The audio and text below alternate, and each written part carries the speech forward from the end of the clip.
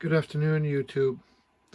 Today I'm making this video in response to more talk, I guess you could say, about exchanging Meng, Wanzhou for the two Canadian prisoners. Um, an actual exchange, tit for tat style, which to me is an absolute stupid idea that will result in not only will we lose Meng, but there is absolutely zero guarantee that the Chinese will honor the deal. And I'd say they probably laugh at us because they would still keep the two Michaels that are trapped there in custody or in prison, or they'd be dead in all likelihood. Um, to elaborate, there's been a lot of people that have been saying that Meng is our only chance to get them back. So I read this article here. Trudeau is talking about that he will not deal with any, let's just say he will not deal in the exchange of prisoners for hostages, you could say. I won't deal with terrorists and so on. It will weaken the facade, you could say, that Canada doesn't deal with hostage takers and whatnot. Case in point, when I think a group of Canadians were detained in the Philippines and they were held hostage, they refused to pay the ransom and they all died. So the reason that Meng shouldn't be traded is because Canada actually doesn't have the right to trade her to China. We have every, let's say, political inclination to hand her over to the Americans immediately, and a moral obligation to, because that woman is a criminal. And Huawei is guilty of many, many crimes that, if brought before a world tribunal, say in The Hague, that company could be held for spying, for stealing private documents, private technology, for infiltrating. So many things that they've done, mostly to do with spying and stealing from the Americans, from the Canadians, from anybody whom they've done business. And for me, the privacy violation is the biggest one. If you use their 5G network, like, we'll have full transparency to a tremendous amount of infrastructure that will be designed to handle and process the traffic for special, essentially topics of interest. So, getting back to Meng, exchanging her for the two Michaels is not the only option that Trudeau has at his disposal. And like everything else that Trudeau says, he tries to limit everybody to his own narrow-minded view, failing to explain the elite task force division that Canada has at its disposal, the Joint Task Force 2 division. For those of you who do not know them, these are the guys that secretly went into Afghanistan to destabilize the country and prepare the way for the invasion of the American troops. So they would go in, blow up certain infrastructure, take logistics, tactics that are designed to weaken the opponent before the great fall. Like, it's not an accident that Afghanistan was taken in less than a week. And these guys were the ones responsible. Generals and American military leaders have voiced their admiration for the efficiency and the lethality of the JTF-2 division. And Trudeau uses them as his personal bodyguards. So for me, it's so disrespectful to that elite task force to be used for essentially bodyguards. VIP bodyguards. That's what he uses them for. And they could, I don't know how much that my viewers will know about the reputation of the JTF-2, but just think of them as like a very advanced surgical strike military unit that's specially trained for sniper kills and whatnot and infiltration. It's classified, but I know enough of them about the reputation that it suggests that they were part of the original Black Watch that fought in World War II. And I believe also in World War I. They were the remnant of Highland warriors that lived in Canada, so to speak, and they would wear kilts into battle. But of course now they're very sophisticated elite troops. Yeah, exactly. Elite soldiers.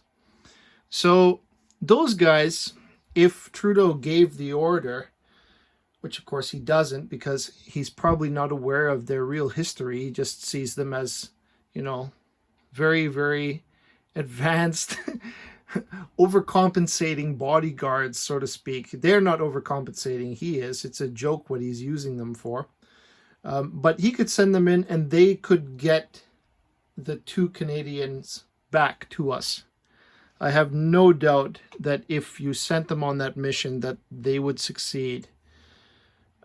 Because their specialization is exactly that. To hit an enemy before they knew what was happening and destabilize the entire situation so that they literally could not fight back. It's very difficult because its tactics depends a lot on the situation, right?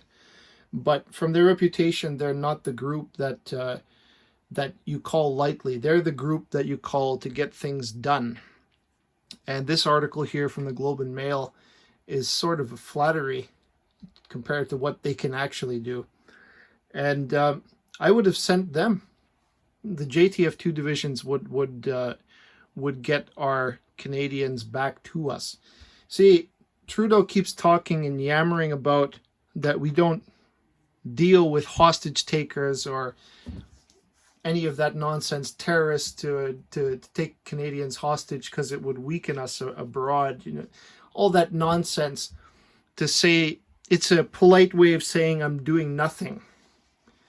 And this guy has really no love for Canada. Because he doesn't protect his own citizens at all. Zero. So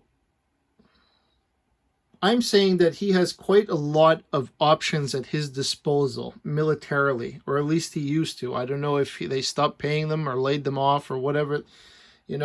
I don't know what's happened to our military since this guy took over, but I can guess that a lot of its funding was probably withdrawn and reallocated to other social justice and other left radical issues.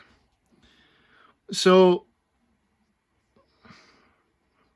all I'm saying is that Meng, the Canadians really don't, like from what I'm hearing on the radio and from people surrounding me, the Canadians really don't understand what Trump is trying to achieve with, you can say that the Chinese have fired the first salvo of the next great war, and it will culminate into war because the Chinese don't give up.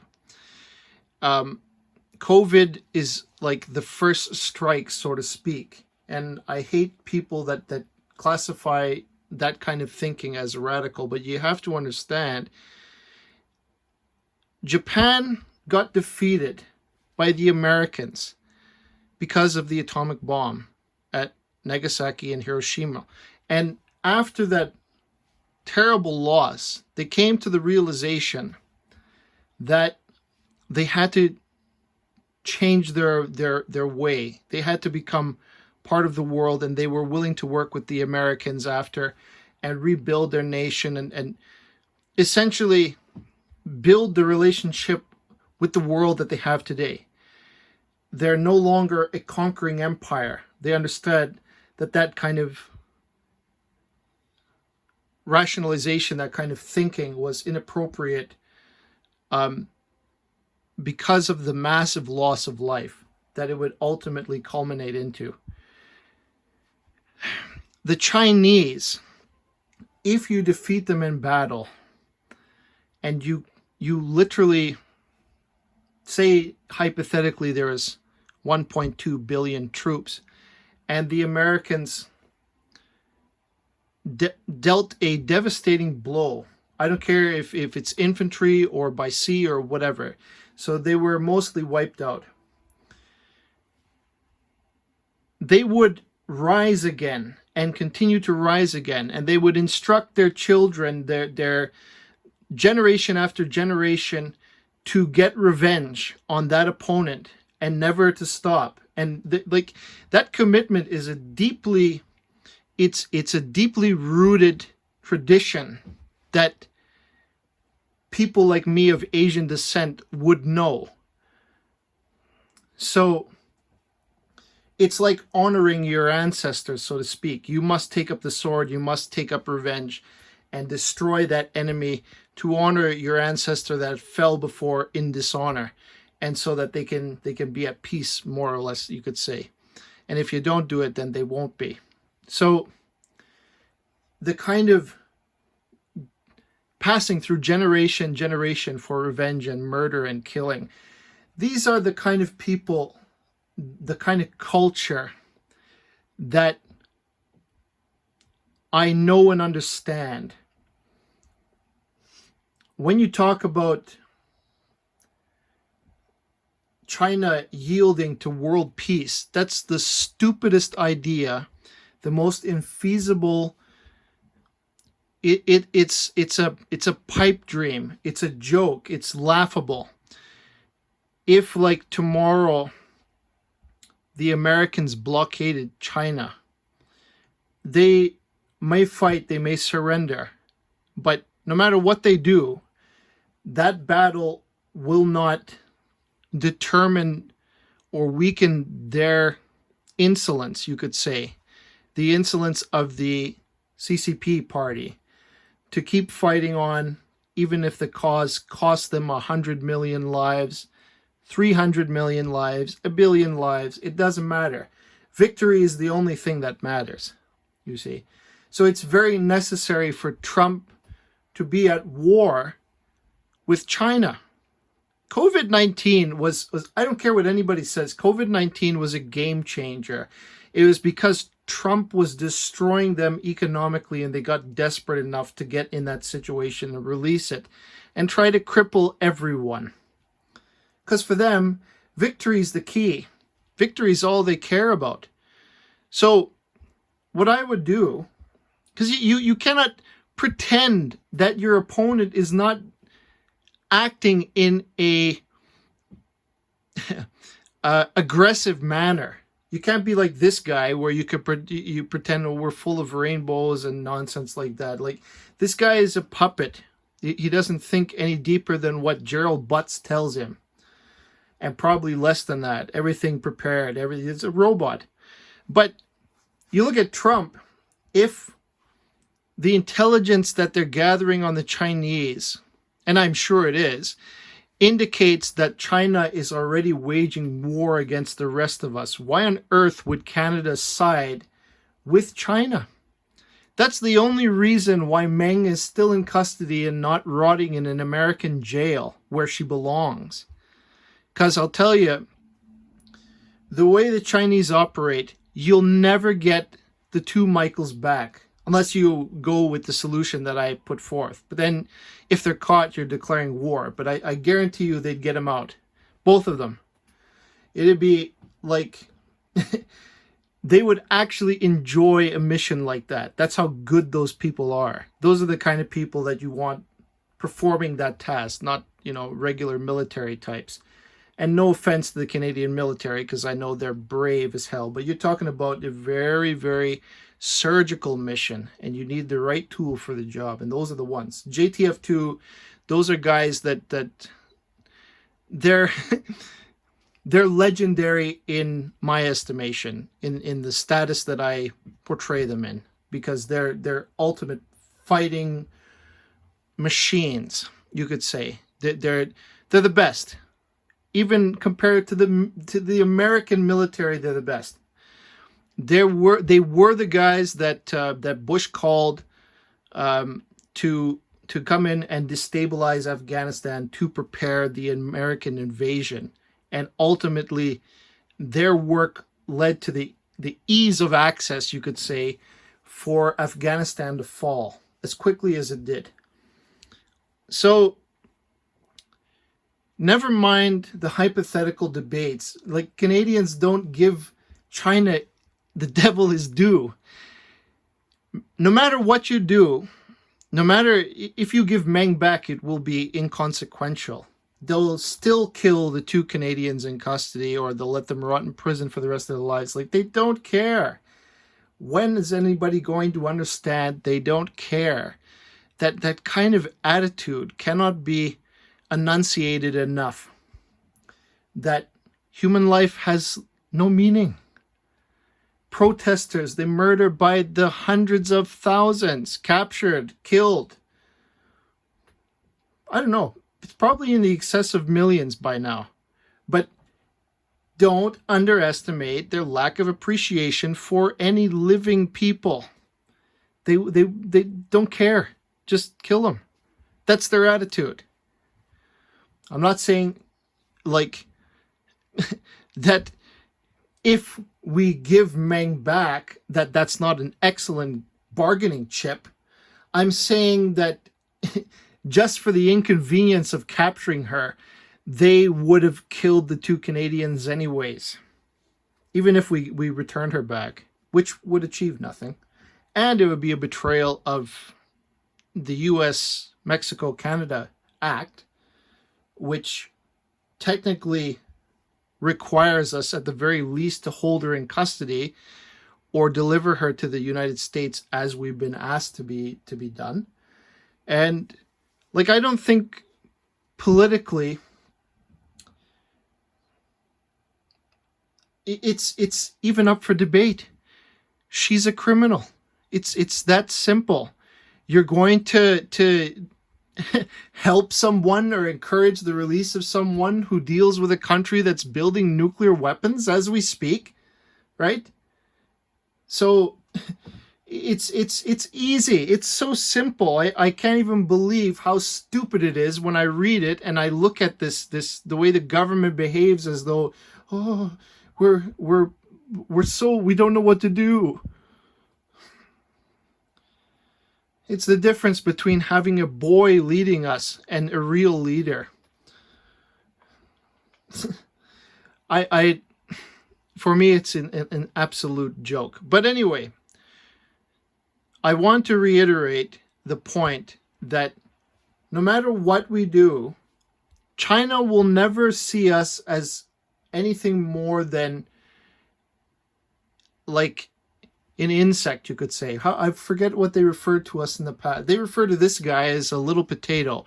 You can see the sentiment how Xiaoping deals with Canada when you see them together at the summit. And basically he ignores Trudeau. Like, Trudeau is the one that's trying to reach out to him any way he could, you see. And he would be doing a lot more if Trump probably didn't tell him behind the scenes not to be dealing too much more with that. That's why Bell, instead of Huawei, got the deal for the 5G, because I'm sure the Five Eyes would have kicked him out if they had gone down that road. Because it's a security risk, obviously. Anyhow, there's a lot of things going on in the world right now that I find extremely troubling. But at the same time, this is what happens when leftist radicals get in power. Thank you for watching, and good night.